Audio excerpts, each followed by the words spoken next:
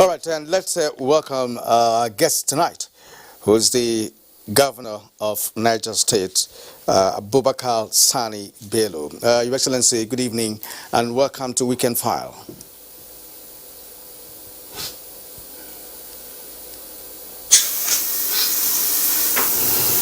Yes, Your Excellency, Niger State has just recorded its index case, and of course you have taken some relevant actions. I want you to expatiate on the action that you have taken on hearing that your state has recorded its index case.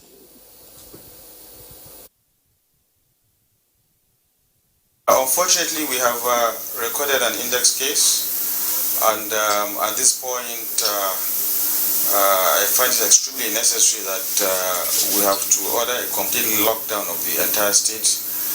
We have to restrict movement in between local governments and also entry into the state at our various borders.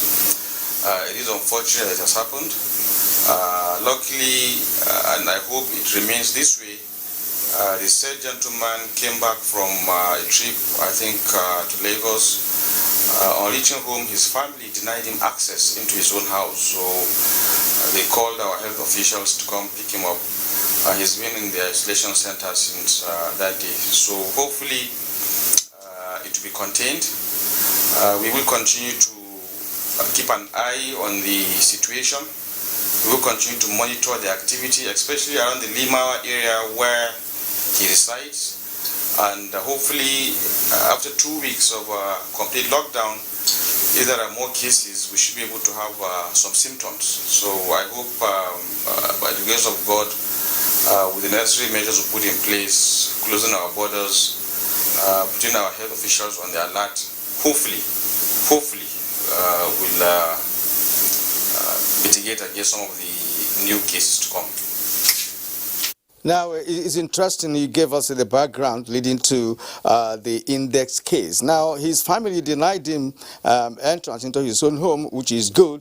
And what are you doing with respect to the contact tracing? He came from Lagos to Niger State. He must have, of course, used one transport system or the other.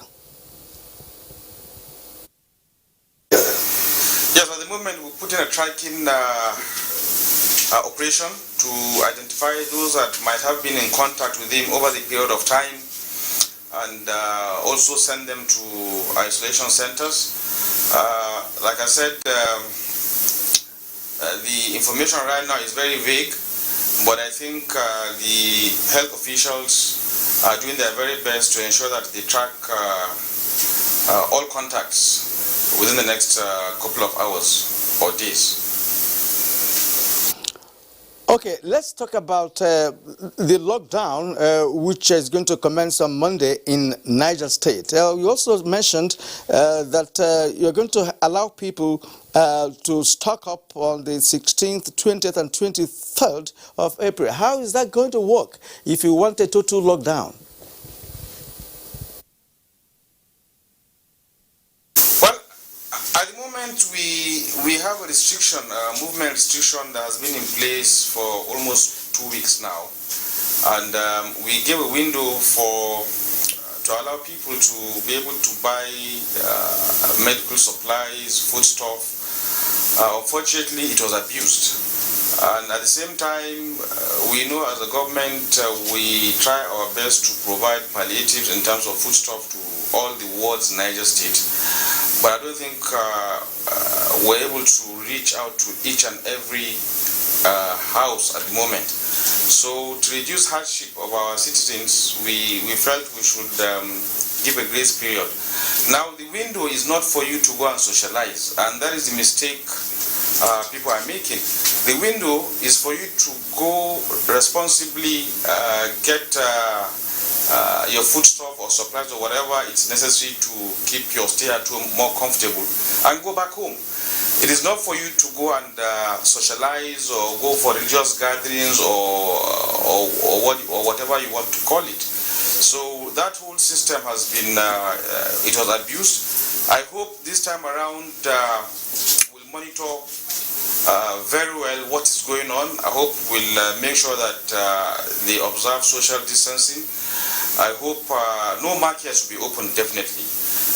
But I hope our security agents and the COVID-19 Task Force Committee, both at the state and the local government levels, will ensure that they monitor activities within their respective domains so that we don't have congested stores or supermarkets. I think it has become absolutely necessary to allow a window for people, because most of our indigents here have to go out on a daily basis to provide for what they will feed. I know we can never allow that to happen, but I found it necessary that we should provide a day or two in a week so that they can go and restock their stores. But like I said, it is not an avenue for social gathering or religious gathering or whatever you want to call it. It is an avenue for you to go on only when it becomes necessary for you to go and get some foodstuff. I don't see how we can deny completely people from going out to get either medication or foodstuff to take care of themselves. All right, thank you, Your Excellency. We're going to take a short break now. When we come back, we will conclude the conversation. There are some other issues I would like you to address, concerning the lockdown and how you are, planning to manage COVID-19 in Niger State. We'll take a short break now. All right, you're still watching Weekend File on NTA Network Service. We are still talking with the Executive Governor of Niger State, who has been our guest, Abubakar Sani Bello. Sir, we are back to you, sir. Do you have any special monitoring mechanism that you have put in place to ensure the adherence to the lockdown in some population, high density areas, like Suleja, which is part of Niger State, and perhaps other cities in Niger State where, people live, in clusters? We have task force in each local government.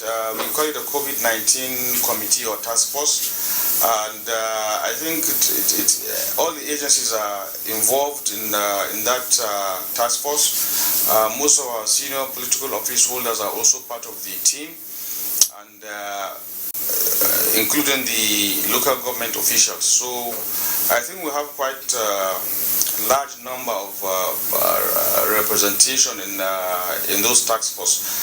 I hope sometimes people at that level become they still don't believe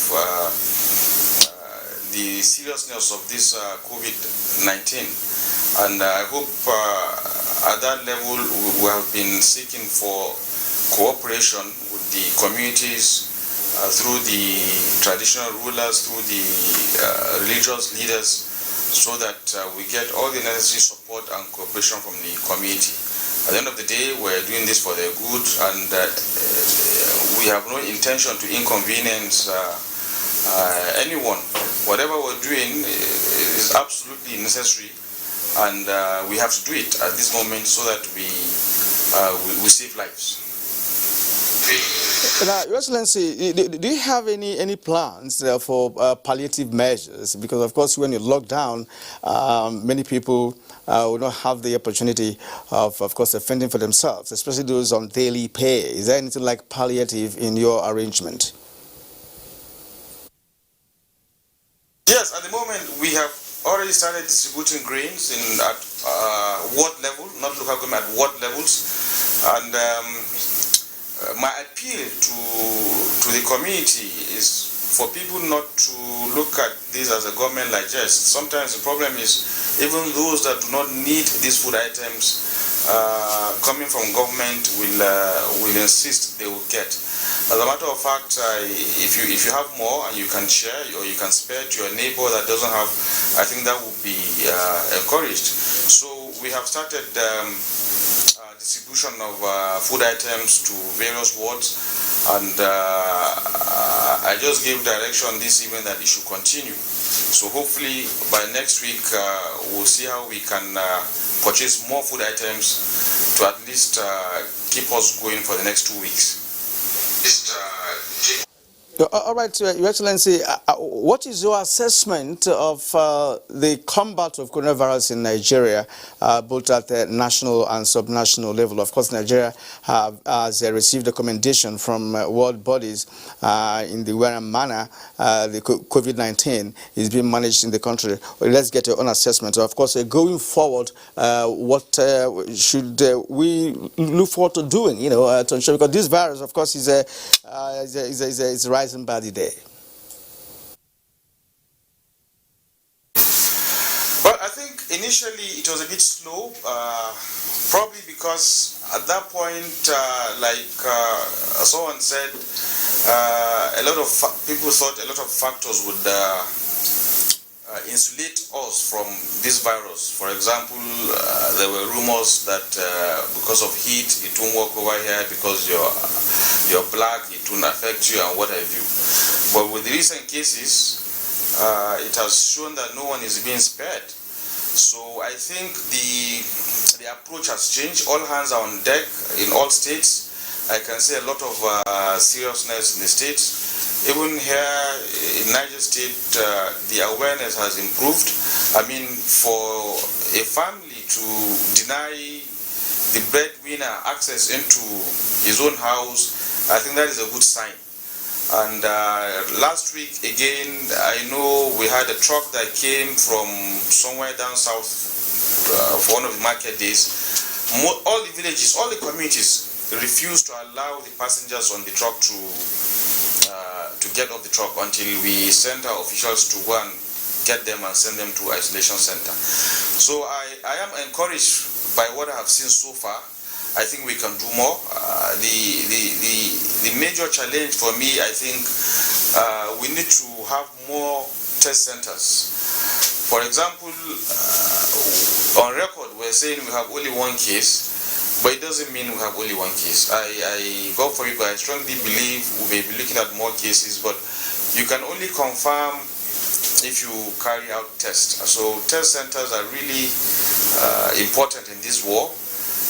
At the moment, we should be testing randomly. For example, in the case of Niger State, at the moment we should be testing virtually almost everyone in Limawa, for example. So, like I said, I'm highly encouraged and motivated by what I have seen so far. All the states have taken this matter seriously.